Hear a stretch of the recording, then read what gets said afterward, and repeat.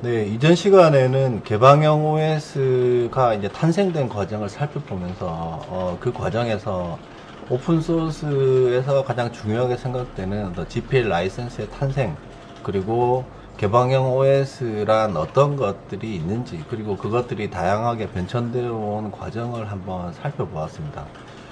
지금부터는 이제 보다 개방형 OS에 대한 어떤 안쪽을 들여다보기 위해서 이해를 하는 과정을 하려고 하는데요. 이 개방형 OS의 구조가 어떻게 되어 있는지, 그리고 이 라이선스는 어떻게 형성이 되는 것인지, 그리고 우리가 왜 개방형 OS를 배우는 것이 중요한지에 대해서 이야기를 좀 해보고요. 그리고 제가 지금 이제 하고 있는 이 하모니카 OS에 대해서 여러분들에게 조금 더 설명하는 시간을 이제 통해서 이 개방형 OS의 어떤 구성을 한번 좀 더 들어가 보려고 생각합니다. 여러분들이 개방형 OS라는 단어를 쓰긴 하지만 사실 이제 엄밀히 말하면 이게 정의되어 있는 내용이 잘 없거든요. 그래서 저희가 이제 개방형 OS를 어떤 종류에 대해서 개방형 OS라고 부르면 적절할지에 대해서 정리를 한번 해봤습니다. 일단 개방형 OS와 대치되는 개념은 폐쇄형 OS를 의미할 수 있습니다. 즉 클로즈드 소프트웨어 운영체제인 거죠. 그리고 이러한 것들은 개발 업체에서 이 운영체제에 대한 완전히 소유권을 가지고 있고요. 스스로가 통제를 하면서 이것을 사용하려면 라이선스를 획득하고 로열티를 지불해야 하는 운영체제들을 얘기할 수 있습니다. 그리고 이러한 것들은 어떤 다른 계통의 소프트웨어나 기술을 허용하지 않고 최적화된 소프트웨어만을 사용하기 때문에 개방형 OS에 비해서 어떤 안정성 최적화 면에서 더 우수하다고 이야기할 수 있습니다. 주로 마이크로소프트의 윈도우즈 시리즈, 그리고 윈도우 모바일, 그리고 애플의 iOS와 아이폰 OS, 그리고 블랙베리 OS, 티맥스 OS 등이 이제 여기에 해당될 수 있는 거죠.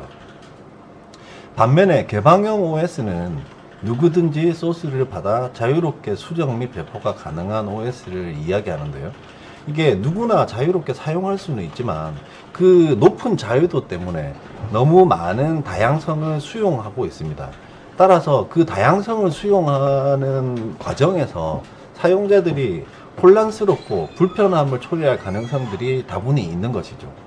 이러한 대표적인 운영체제는 구글 안드로이드 OS, 그리고 수세, 페도라, 우분투, 그리고 저희가 배포하고 있는 하모니카 등이 여기에 해당되는데요. 이 자유로움 때문에 가져오는 이런 다양성의 수용 과정에서 불편함들이 생기니까 이런 부분들을 해소할 수 있는 특정한 퍼블리셔, 즉 배포자들의 어떤 중요성이 이제 있는 게 개방형 OS인데요. 직접 자기가 하지 않은 소프트웨어 프로젝트를 내부에 포함해서 관리하고 유지하기 위해서는 사실 폐쇄형 OS가 가지고 있는 기업 혼자 잘하면 되는 구성이 아닙니다. 따라서 개방형 OS에서는 상호 협력할 수 있는 체계, 그리고 공동체를 기반으로 해서 어떻게 잘 지원이 이루어지느냐가 매우 중요한 요소라고 할 수 있습니다. 자, 개방형 OS의 구성 요소를 한번 살펴보면 실제 개방형 OS는 OS 구성 요소의 일부분과 이제 동일한 구성을 가지고 있는데요. OS는 일단 하드웨어를 기반으로 둘러싼 커널이 존재하죠.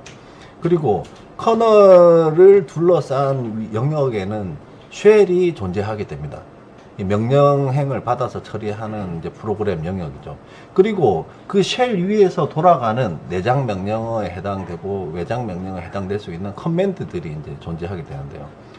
저희는 개방형 OS의 어떤 레이어를 일단 4가지 정도의 큰 영역으로 나누어 볼 수가 있습니다. 그래서 첫 번째 영역에서는 이제 운영체제의 기본을 구성하는 커널 영역으로 봐야 되는 거죠. 조금 전에 설명드린 이제 그림은 운영체제의 커널에 해당되는 영역들입니다. 하지만 운영체제를 실제로 사용하기 위해서는 그 커널 영역에 해당되는 여러분이 흔히 알고 있는 터미널만 존재해서 쓸 수 있는 게 아닙니다. 더구나 PC에서 데스크톱으로 쓰기 위해서는 그 위쪽에 데스크톱 환경이라고 하는 영역이 필요하고요. 그리고 데스크톱 환경을 가지고 있다고 해서 다 쓸 수 있는 것도 아니죠. 그 위쪽에는 응용 프로그램이라는 것들이 있어야 되고, 이 응용 프로그램은 기본으로 제공되는 응용 프로그램도 있죠. 하지만 제3자가 제공하는 다른 프로그램을 추가로 설치해서 쓰는 영역들도 발생을 하게 됩니다. 따라서 개방형 OS의 구성 요소는 크게 나누면 운영체제를 구성하는 기본 커널 영역, 그리고 데스크톱을 구성하는 데스크톱 환경 영역, 그리고 응용 프로그램 영역과 제3자 제공 프로그램 영역으로 구성할 수 있습니다. 이처럼 개방형 OS는 4가지의 다른 영역에 각기 분산된 지배 구조를 가지고 있어요. 예를 들면 운영체제 커널에 해당되는 영역에서는 커널.org를 중심으로 해서 커널 공동체가 이것을 관리합니다. 그 외에 위쪽에 올라가는 데스크톱 환경 같은 경우에는 그놈, KDE, 시나몬, 마테, 유니티 이런 데스크톱 환경을 구성하는 커뮤니티들이 각자 그 프로젝트들을 주도하고 유지해 가고 있습니다. 뿐만 아니라 그 위쪽에서 필요한 응용 프로그램들도 각 어플리케이션 프로젝트의 커뮤니티가 별도로 그 관리 체계를 가지고 있고요. 그리고 거기서 추가될 수 있는 소프트웨어들도 각자 개인 또는 기업 또는 그룹이 각각 프로그램의 제조의 어떤 그룹별로 움직이는 지배 구조를 가지고 있죠. 이처럼 분산된 지배 구조를 가지고 있는 개방형 OS를 특정한 한 회사가 지원하기 위해서는 다양한 레이어의 공동체와 잘 협력할 수 있는 경험과 구조를 가지고 있어야만 가능한 거죠. 이 부분이 기존의 소프트웨어를 하고 있는 전통적 그 소프트웨어 개발 방식의 회사들하고 가장 큰 개방형 OS 차이점이고, 이 때문에 기술 지원 체계를 구성하는 데에도 상당한 어려움이 있습니다. 왜냐하면 이 개방형 OS를 배포하고 있는 제조사가 모든 소프트웨어에 대한 어떤 권한과 책임을 가지고 있는 것이 아니기 때문이죠. 따라서 문제가 발생하면 커뮤니티에 힘을 써서 적극적인 문제 해결이 가능한 구조, 거기에 대한 역량을 가지고 있지 않다면 좋은 소프트웨어를 계속 공급하기가 힘든 거죠. 따라서 개방형 OS를 이제 생각하실 때는 이런 분산된 지배 구조에서 기존과 다른 점을 반드시 생각하셔야 되고요. 그리고 제가 이제 질문을 가끔 받는데, 개방형 OS의 라이선스가 무엇이냐라고 이제 질문을 합니다.